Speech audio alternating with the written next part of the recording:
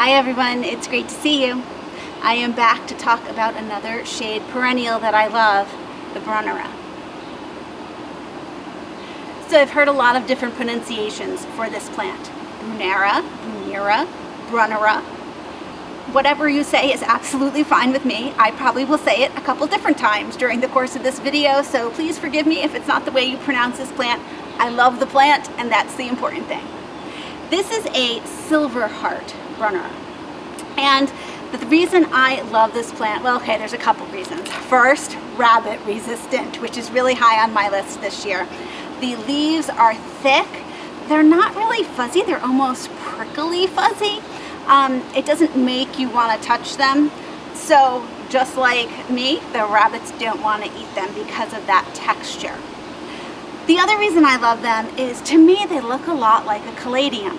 They have this heart-shaped leaf, which is beautiful.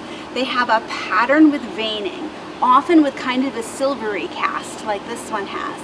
And your caladium have the same type of look, but for zone 6B, caladium are a tropical plant, and you have to wait until it's really warm. And we know that this spring, it's been getting down into the 40s and 50s still every single night.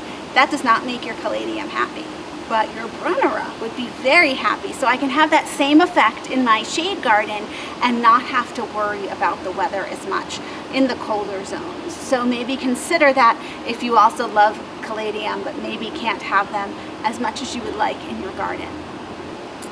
Your silver heart Brunnera is going to have fairly large leaves like this. It does grow in a mounded clump, which is just beautiful, and the contrast with your hosta or your heuchera will be just beautiful.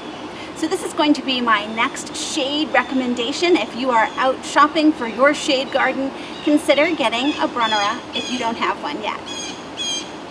Thanks so much for joining me, and I'll see you in the next video.